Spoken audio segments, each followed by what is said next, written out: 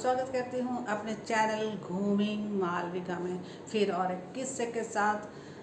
आज थोड़ा हटके थीम है मेरा स्ट्रगल लाइफ कैसे स्टार्ट हुआ, लाइफ ने कैसे कहाँ से मोड़ लिया, वो सब के बारे में डिस्कस करेंगे आज। मेरे पापा एक इंजीनियर थे, वो फेरोक्रोम में जॉब करते थे, लेकिन तभी कॉन्ट्रैक्टी में बहुत अच्छा पैसा आता था, तो फिर वो जॉब छोड़ के राउरकेला स्टील प्लांट में कॉन्ट्रैक्ट करने लगे। तो हम सारे राउरकेला तभी आ गए थे। और मेरी मम्मी का एजुकेशन बीए बीएड है, वो एक स्कूल में हेड मिस्ट्रेस थी, लेकिन 4 बच्चे होने के बाद उसका वर्क लाइफ बैलेंस थोड़ा बिगड़ने लगा, बच्चों को ठीक से देख नहीं पाती थी, तो वो जॉब छोड़ के राउरकेला हम लोग सारे आ गए थे। जब मैं 3 साल की थी तभी हम लोग राउरकेला आ गए थे। और मेरे पापा बहुत ही सिंपल किस्म के पर्सन थे। उनको मतलब इतना सिंपल कि उनको कुछ भी कोई कभी मांग दे तो वो बेझिझक वो दे देते थे। मतलब मैं तो सोचती हूँ कि ऐसे बंदों को कभी बिज़नेस में एंटर ही नहीं करना चाहिए। बिज़नेस मतलब आपका इमोशन लेस होना चाहिए। आप इतने इमोशनल होगे तो बिज़नेस कभी नहीं कर पाओगे। तो वही, लेकिन मेरे पापा कॉन्ट्रैक्ट करते थे, तभी A1 कॉन्ट्रैक्टर थे। उनके पास बहुत लोग सीख के गए हैं और कहाँ कहाँ पहुँच गए थे तभी। तो तभी हम लोग का मतलब बचपन बहुत अच्छे से गया है। सारा मतलब चीज़ मिलता था हम लोग के घर में। टीवी, फ्रिज, एसी क्या कुछ नहीं था तभी। किसी के घर में एसी नहीं होता था। एसी मतलब इससे लग्जरी आइटम दैट टाइम। तो लेकिन हमारे घर में था, तो हमारा बचपन हम लोग ने बहुत अच्छे से बिताया है। हमें जो चाहिए था वो मिलता था। लेकिन लाइफ ऐसी एक चीज़ है, कभी यू टर्न ले ले आपको पता भी नहीं चलता। और हम उसी लाइफ में हमारा कैसे यू टर्न लिया, मैं आपको अपने लाइफ का कुछ हिस्सा शेयर करना चाहती हूँ। जब मैं ग्रेजुएशन सेकेंड ईयर में थी तभी मेरे पापा का बहुत बड़ा एक्सीडेंट हुआ। तभी उनके हेड इंजरी हुआ। हेड में एक नर्व वो पूरा दब गया और उनका मेमोरी बहुत दिन तक नहीं आया और वो बहुत दिन तक हॉस्पिटलाइज्ड भी हुए थे। तभी बहुत after a lot of treatment वो धीरे धीरे ठीक होने लगे। लेकिन डॉक्टर ने एक मेडिसिन दिया था जो कि उनको लाइफ लॉन्ग खाना था, वो मेमोरी रखने के लिए। वो मेडिसिन लेते थे, धीरे धीरे ठीक होने लगे। लेकिन जिस एनर्जी के साथ काम करना होता था वो इतना कर नहीं पाते थे। तभी हम लोग के लाइफ में डाउनफॉल स्टार्ट होने लगा। कितना डाउनफॉल, मतलब 4 बच्चे हैं और जो कमाई करने वाला जो मेन पर्सन कमाने का अगर वो डाउन हो जाए तो सारे फैमिली सफ़र करते हैं। वही हुआ हम लोग के साथ। मेरे पापा ठीक होने के बाद फिर जाते तो थे काम करने के लिए, बट तभी स्टील प्लांट में भी बहुत सारे रूल रेगुलेशन चेंजेस होने लगे। जैसे कि मेरे पापा के अंडर में जो वर्कर्स थे, वो तभी रूल आया कि आपको वो परमानेंट करना पड़ेगा, उन लोगों को परमानेंट करना पड़ेगा। तो इतने सारे वर्कर्स को बिना काम का आप परमानेंट करवाओगे, मतलब उनको सैलरी भी दोगे महीने का महीना। तो ये सब बहुत कुछ चला तभी। जितना नेगेटिव हो सकता था सब कुछ एक के बाद एक आने लगा। तो हम लोग का फाइनेंशियल क्राइसिस धीरे धीरे बढ़ने लगा। फिर मेरा MCA एग्ज़ाम हो चुका था और मुझे एडमिशन लेना था। मेरा एडमिशन हो गया जैसे तैसे, और जैसे तैसे करके मेरे पापा ने मुझे 1 साल बहुत कष्ट से पढ़ाया। लेकिन उसके बाद उनको थोड़ा लगा कि अभी और उनसे नहीं हो पा रहा है। वो टेंशन में थे। तभी मेरे एक चाचा, जो कि हम लोग के घर के पास ही रहते थे, मेरे ओन चाचा, तो वो हम लोग का बहुत करीब हैं। वो हमेशा हमारे घर में आना जाना होता था। उनके साथ हम बहुत मिलजुल के रहते थे। हम लोग फ्रैंक होते हैं। मेरे पापा के साथ हम जैसे फ्रैंकली मिलते हैं, हम चाचा के साथ भी वैसे मिलजुल के खाते थे। सारा पढ़ाई वढ़ाई सब मतलब खेलना। वो जब आते थे हम लोग को कार्ड्स भी सिखाए थे। कार्ड्स का इतना लत लग गया था कि मैं अपने फ्रेंड्स को भी सिखाई। और हम जैसे कॉलेज या स्कूल से आते थे, कार्ड्स खेलने लगते थे। तो मेरे चाचा का नाम भूपेंद्र पटनायक है। वो तभी इलेक्ट्रिकल डिपार्टमेंट में इंजीनियर थे, but now he has been retired as a chief engineer. तो वो मेरे पापा के पास आए। उनको लगा कि कुछ तो प्रॉब्लम है, इतना टेंशन में है। तो शायद बात किए होंगे। जब मेरा सेकेंड ईयर था एमसीए में, वो मेरे कैंपस में एक बार आए। मैं उनको देख के बहुत खुश हो गई। मुझे मिलने आए हैं, तो मेरे साथ ऐसे बातचीत किए। फिर मुझे पूछे कि अच्छा तू कैलकुलेट करके बता कि तेरा हॉस्टल फ़ीस और कॉलेज का फ़ीस 2 साल के लिए कितना लगेगा। तो मैंने ऐसे एवरेज कैलकुलेट करके बता दिया था, और वो मुझे उतना अमाउंट दे के गए थे। बोलते हैं ना, वो कोई लाइफ में एक सेवियर जैसे आते हैं। भगवान ने किसी को भेजा है, तो वो मेरे चाचा को मेरे पास भेजा था। नहीं तो मेरा क्या होता, मतलब पढ़ तो लेती, लेकिन मेरे पापा का और ज़्यादा बर्डन बढ़ जाता। और मेरे चाचा ने मुझे पैसा दे के चले गए थे 2 साल का पूरा। तभी मेरे पास जो अमाउंट था, उससे मैं दूसरों को जिसको भी चाहिए होता था, मैं मेरे फ्रेंड्स को भी देती थी। चलो, वो फिर एमसीए 2 साल 3 साल चला गया।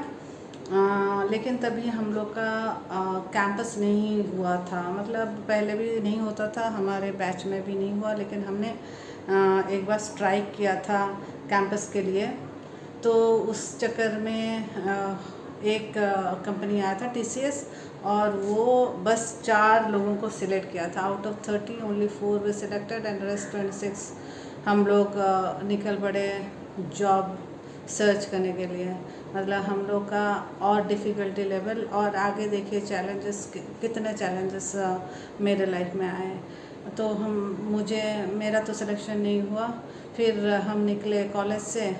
फिर सारे बच्चे, कोई बैंगलोर चला गया, कोई दिल्ली गया, कोई मुंबई गया। तो सब दूसरे जगह डिस्ट्रीब्यूट हो गए। तो मैं घर में वापस आके सोची कि जो मेरे क्लोज़ फ्रेंड्स हैं वो सारे दिल्ली में थे। तो मैं भी सोची कि चलो मैं दिल्ली जाके जॉब के लिए ट्राई करती हूँ। पहले तो पापा को समझाया कि मुझे तो जॉब के लिए ट्राई करना पड़ेगा, मुझे तो निकलना पड़ेगा, नहीं तो नहीं होगा। फिर मैं चली गई दिल्ली। फिर जैसे तैसे मेरे पापा, फिर वहाँ पर रेंट देना होता है। फिर अपना खाना के लिए खर्चा चाहिए। इधर उधर जॉब जो प्रोफाइल देने के लिए, इधर ये कंपनी जाओ, वो कंपनी जाओ, उसके लिए पैसे चाहिए होता है। तो ऐसा करके मतलब मंथली आपको 5-6 थाउजेंड तो चाहिए। तो मेरे पापा जैसे तैसे कुछ दिन के लिए भेजे। लेकिन मेरा अभी 5-6 मंथ्स हो गया, कोई जॉब नहीं। मतलब फ्रस्ट्रेशन लेवल हाई होने लगा। किसी का हो गया था, और हम लोग बहुत सारे लोग ऐसे ही स्ट्रगल कर रहे थे। फिर मेरा एक फ्रेंड जो मुंबई में था, वो एक कंपनी में जॉब करता था। तो वो मुझे फ़ोन किया, तू बॉम्बे आ जा, यहाँ पर एक ओपनिंग है, तू ट्राई कर लेना। तो मैं अपना सारा लगेज वगेज लेके बॉम्बे चली गई। बॉम्बे में उसने मुझे प्रेप करवाया कि अच्छा ये क्वेश्चन के लिए ये आंसर, वो मतलब ये पढ़ ले वो पढ़ ले, सारा प्रिपरेशन हो गया मेरा। फिर मुझे इंटरव्यू के लिए बुलाया गया। इंटरव्यू में मैं सिलेक्ट हो गई। फिर वेट कर रही थी ऑफ़र लेटर का। तो वो फिर 1 महीना चला गया, अभी तक ऑफ़र लेटर नहीं आया। क्या हुआ, फिर पूछने के बाद पता चला कि they didn't receive that project. तो कस्टमर ने वो प्रोजेक्ट दिया ही नहीं, वो कैंसिल हो गया वो प्रोजेक्ट जिसके लिए मेरा रिक्रूटमेंट हुआ था। तो बोलते हैं ना, मतलब जब मुसीबत आए तो भर भर के आता है। तो जब नहीं होना होता है, डिफ़िकल्टी लेवल्स मतलब बढ़ते जा रहे हैं, चैलेंजेस बढ़ते जा रहे हैं, तो भगवान बोल रहे हैं और भी चैलेंजेस लो, और भी चैलेंजेस लो। मतलब मैं बहुत फ्रस्ट्रेटेड हो गई थी। मतलब अपने आप पे शक होने लगा कि अरे मुझ में क्या कमी है कि वो मतलब जॉब ही नहीं मिल रहा है, कुछ तो कमी होगा हम लोग को। मतलब अपने कैपेबिलिटीज़ के ऊपर आप शक करने लगते हो तभी। ये सबके साथ होता है जब आप एक के बाद एक फेलियर होने लगता है।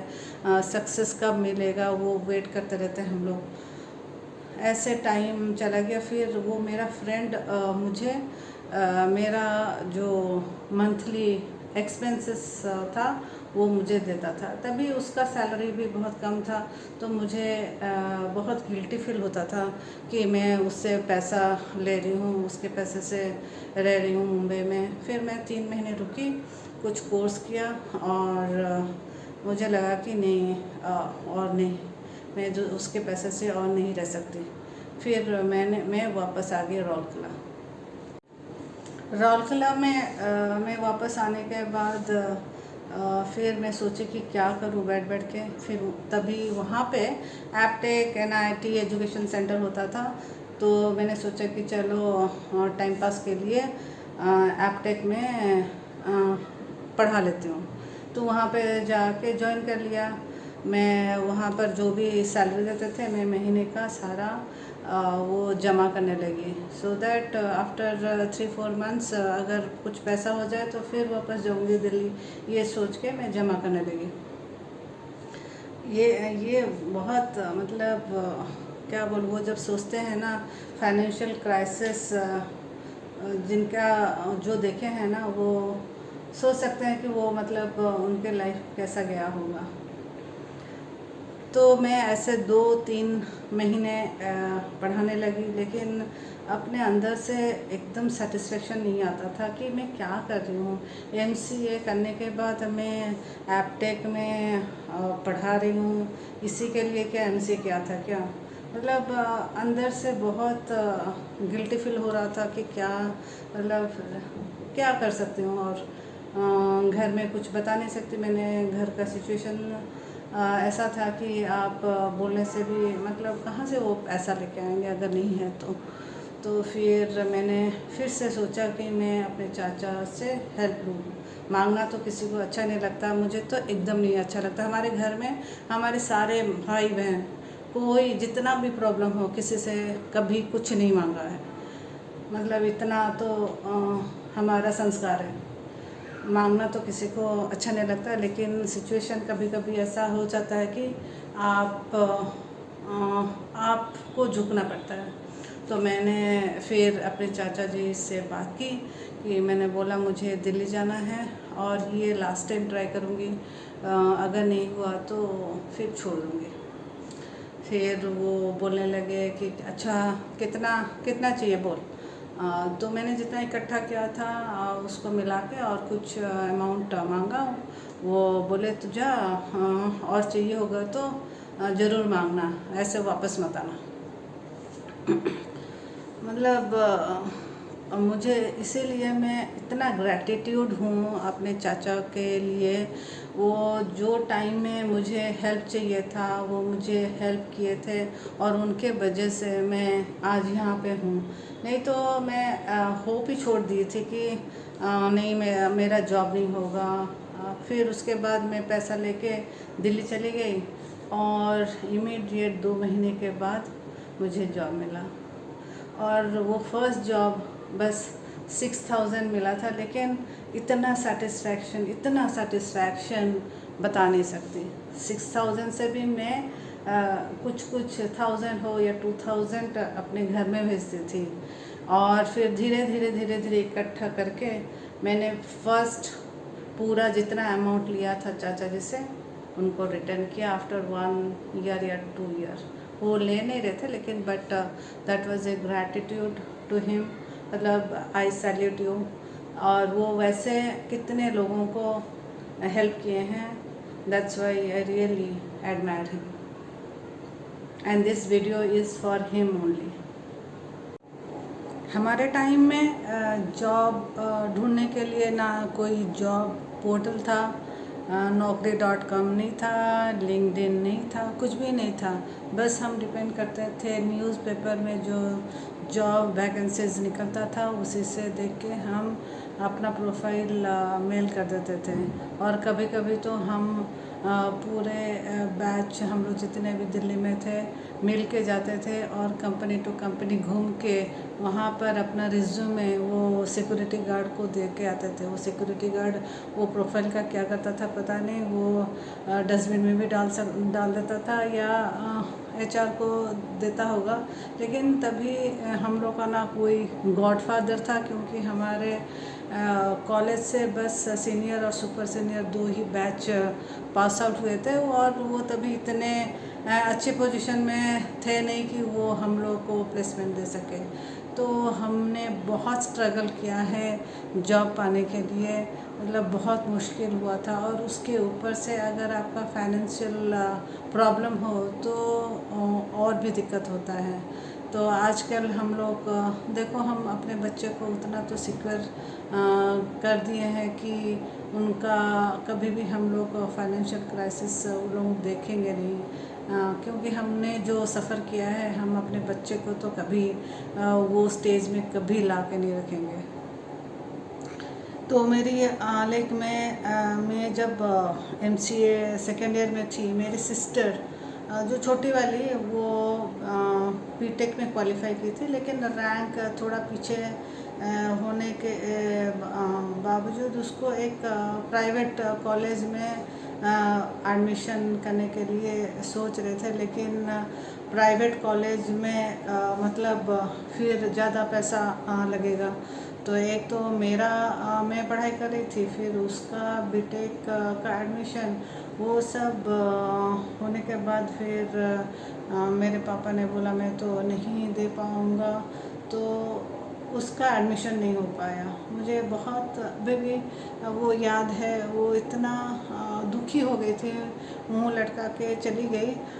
लेकिन वो भी बहुत स्ट्रगल किए मेरे जैसे। वो खुद से फिर इग्नो से MCA की कॉरेस्पोंडेंस और उसके बाद जॉब के लिए भी मेरे जैसे ट्राई की, बहुत स्ट्रगल किया हमने। लाइक आप पढ़ाई तो अच्छा कर लेते हो, लेकिन ये सब स्ट्रगल आपको कभी कभी डिमोरलाइज कर देता है। तो लाइफ क्या कब दिखाएगा, लेकिन हमें क्या है कि we should not give up, जो कि हम दोनों ने किया, मैंने और मेरे सिस्टर ने, तभी तो जाके जॉब मिला और उसके बाद we never look back. I always advise people that we must find time to stop and thank the people who make a difference in your life. धन्यवाद, नमस्कार। मैं आगे और भी ऐसे इंसिडेंट बताती रहूँगी। आप मेरे वीडियो देखते रहिए और ज़रूर सब्सक्राइब कीजिए और शेयर कीजिए अपने फ्रेंड्स के साथ। धन्यवाद।